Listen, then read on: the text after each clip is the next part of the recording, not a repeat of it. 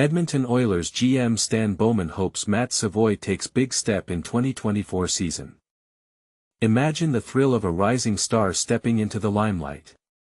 The Edmonton Oilers general manager, Stan Bowman, has dropped a bombshell by declaring that the 21-year-old forward, Matt Savoie, is poised to take a big step in the upcoming season. But here's where it gets controversial. The Oilers are facing a few gaps in their roster as they gear up for the new season, particularly with Connor Brown and Corey Perry departing for the New Jersey Devils and Los Angeles Kings, respectively, via free agency. The team is actively seeking a forward to bolster their penalty kill unit. Bowman hinted at an internal solution, stating, "There is some growth from within. I think Matt Savoie is probably poised to take a big step next year." This remark is a strong indication that the Oilers are eager to infuse fresh talent into their seasoned lineup, which has narrowly missed clinching the Stanley Cup in consecutive seasons. For Savoie, the opportunity is knocking, and it's up to him to seize it. Acquired from the Buffalo Sabres in a trade that sent Ryan McLeod and Tyler Tullio to Buffalo last summer, Savoie now has a genuine chance to secure a spot in Edmonton's lineup, provided he demonstrates his readiness to contribute on the penalty kill. Assistant coach Knobloch is also optimistic about Savoie's potential, particularly his reliability at even strength. With Savoie, the one thing that I'm very optimistic about is penalty kill and how good he was in Bakersfield in that role. He didn't have any penalty kill time when he was with us, during a 4-game call-up, but certainly, we saw him being a reliable two-way player at 5-on-5. Savoie racked up 54 points in 66 games with Bakersfield last season, but the emphasis isn't solely on his stats. It's about his ability to be responsible and consistent on both offense and defense. The opportunity for Savoie is on the penalty kill, not that he can't be on the power play, but I definitely see him being a big part of our penalty kill. The upcoming training camp will be a crucial test for Savoie as he vies for a full-time position in the NHL lineup. And this is the part most people miss. Do you think Matt Savoie has what it takes to earn a permanent spot on the Edmonton Oilers roster next season? Share your thoughts in the comments below. Do you agree or disagree with Bowman's bold statement? Savoie poised to take a big step, nail down roster spot with Oilers. The burning question, can this young hometown talent step up and become the missing piece for a Stanley Cup contender? Edmonton Oilers fans are buzzing about 21-year-old Matt Savoie, but his path to securing a roster spot hinges on an unexpected twist. Here's the critical insight most overlook. Savoie's ticket to the NHL isn't his flashy offensive skills, which are undeniable, but his penalty-killing prowess. Coach Chris Knobloch explicitly stated, the opportunity for Savoie is on the penalty kill. This focus comes after veteran Connor Brown's departure to New Jersey, creating a special teams void Edmonton believes Savoie can fill. But here's where it gets controversial. The Oilers are betting heavily on a rookie's defensive reliability while chasing Stanley Cup redemption. Savoie acknowledges this challenge, saying, "I'm really motivated to push for a spot and be a big contributor." His brief 4-game NHL stint last season, coupled with his AHL performance, 54 points in 66 games, gives glimpses of potential. Yet, the leap from junior hockey, where he dominated with 1.44 points per game, to NHL penalty killer isn't trivial. Savoie's local roots add emotional weight.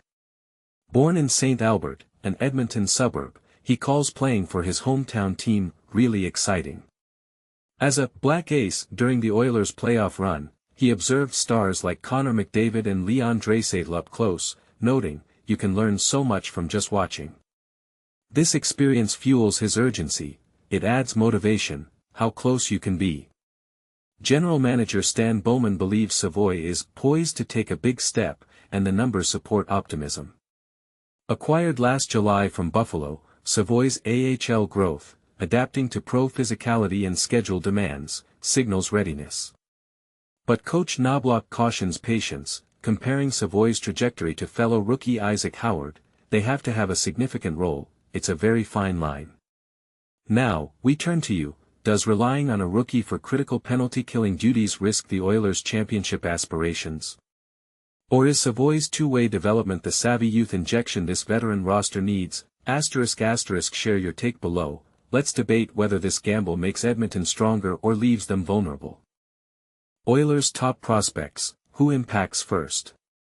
NHL future stars breakdown. Imagine this, the Edmonton Oilers are poised for a run at the Stanley Cup, but all eyes aren't just on Connor McDavid and Leon Draisaitl.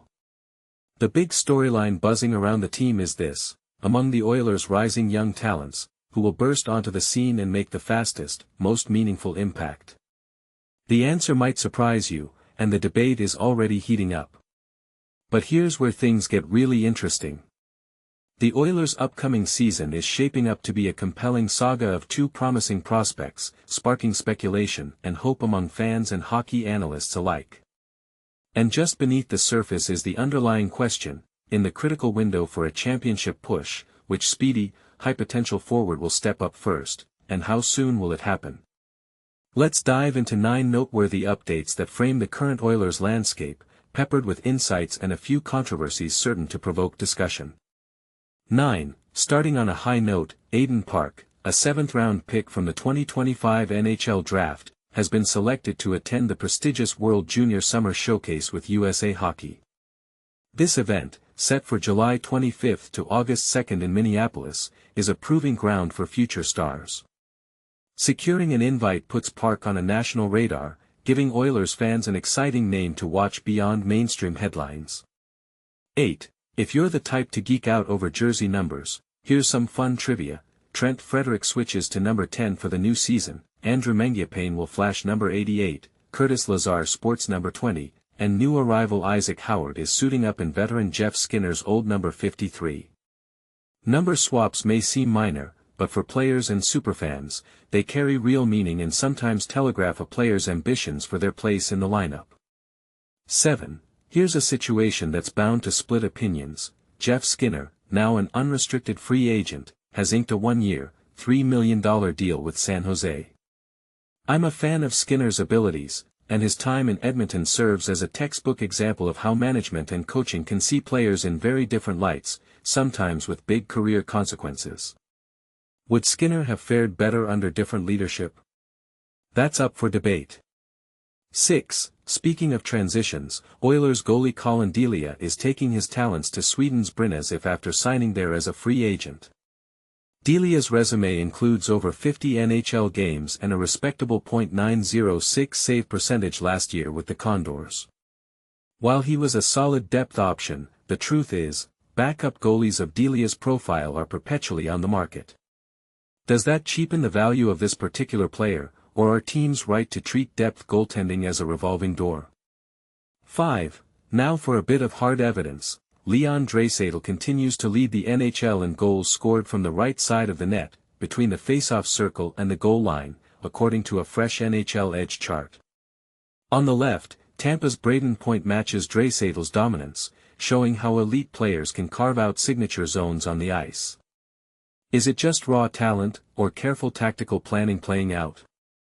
4. A fresh dose of controversy comes from Puckpedia, who broke down how the new playoff cap hit rules would have played out in the final game of the 2025 Stanley Cup. Get this, Edmonton's cap hit clocked in at $80.6 million, while Florida soared to $93 million. Did Florida bend the system or simply play by the rules as written? Change could be coming, but will any adjustments truly level the playing field?